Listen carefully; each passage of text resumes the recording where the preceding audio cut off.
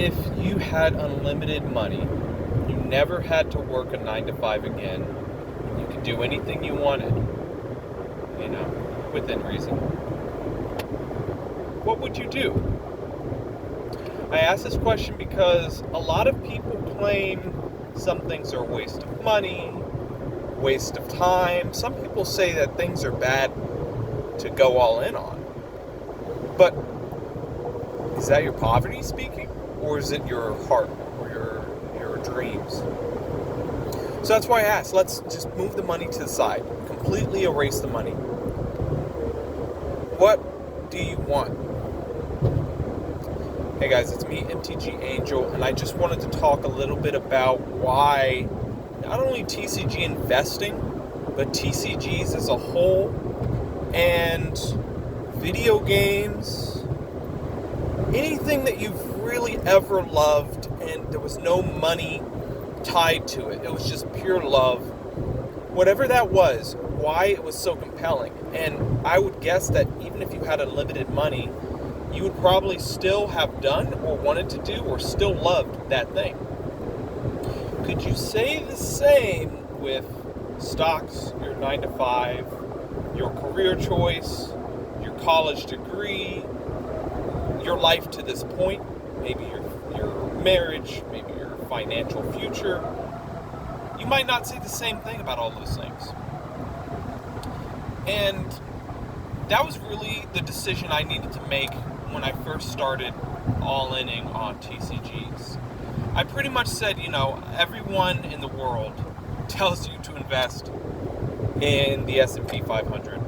Even Rudy says before you even start buying cards and holding on to them for the future, you should have things checked off the box, which is like the S&P and Roth IRA and all that. I don't have those things checked off the box. Is that stupid? Is that dumb? I don't know. But I'll tell you one thing. Any amount of money in a Roth IRA or an S&P, to me, would be completely heartless. I don't have any emotions about it. And my financial future didn't have to be defined by trying to hit a 8% return number. It could have been something that might have been a little risky. It could have broke even or maybe even decreased a little bit. It could have done like a negative savings account or a negative high yield savings account, maybe losing 4% a year. And I started around the bear market of Magic the Gathering, around Phyrexia, Brothers War. Things were not doing good. I could have been buying Brothers War collector boxes for $16.50, $700, or $107.70. I wasn't really buying that many, and if I was opening them. That was the thing. And I just didn't have that much money back then. So whatever I got was pretty much all my money. That was my whole paycheck. So when I ask you what you really want, what road do you want to go down in life? And that might even help you decide what items to buy in the TCG world, what items not to sell.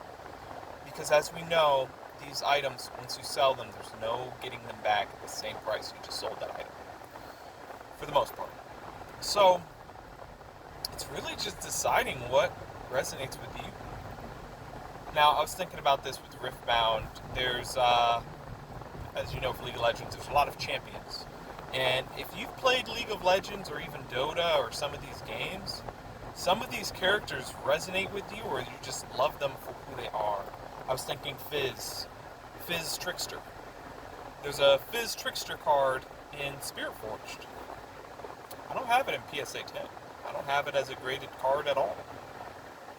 And it's not a special card, but it's got his cheeky smile. He's kind of going like, classic Fizz. So, I'm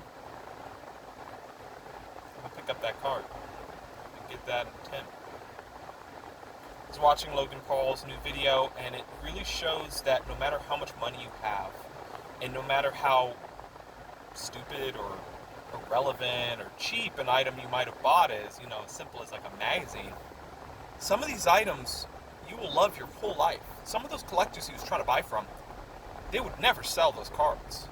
But not only that, but the love you have for these cards and these items transcend any of this stuff. All of this stuff. It transcends it all. So that's what I'm asking you. What do you want? What do you really want? What do you love in this world? What would you be doing? What would you be buying? What would you be going after? What would you be pursuing? What would you be building? If money was not a problem. If, ignore the financial burden.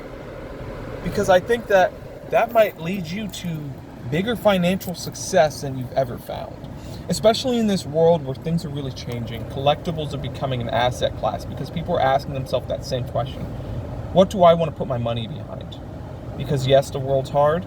It's hard to get some of these things that we want. We want a house, we want a family, we want a lineage. That takes a lot of money. But what could you have right now is the question that people are asking. And I'm not saying invest in short term.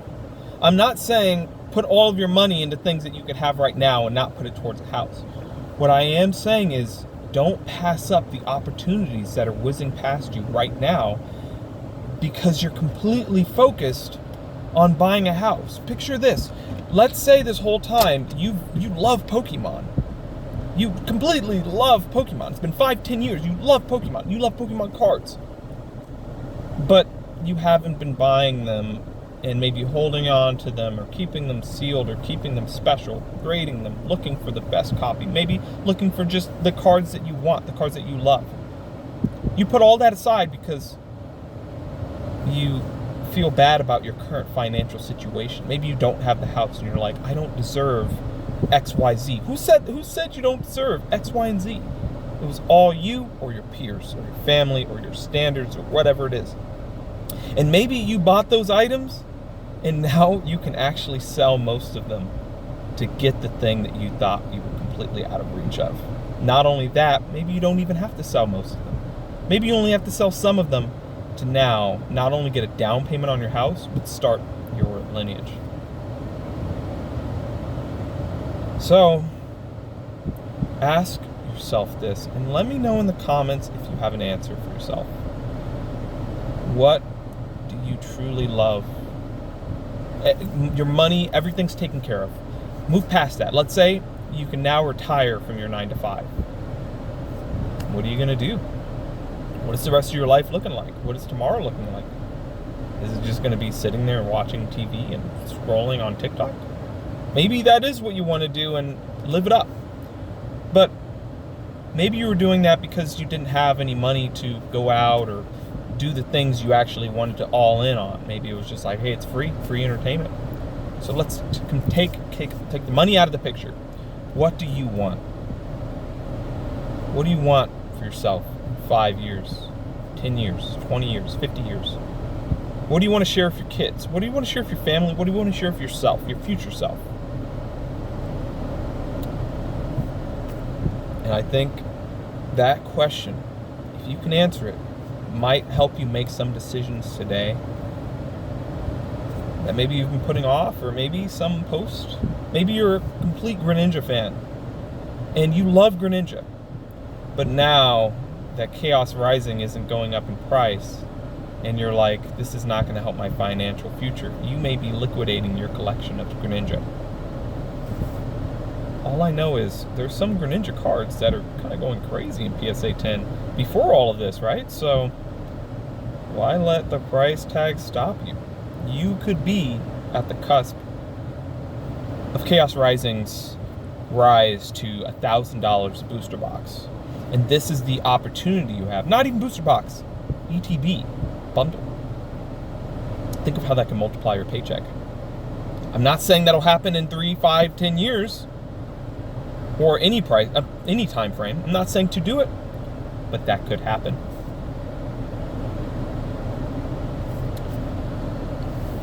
And I don't have the answer for you. You don't have the answer for me, but I think that can give you a little glimpse of what you need to do today, tomorrow. Maybe you need to save for it, but let's get the things you want. Let's get the things you can afford now, especially if it might work out for your financial future. That's why I buy my booster boxes, guys. It's a little ETF of Greninja and Chaos Rising. Have a good one, guys. Take care. Peace.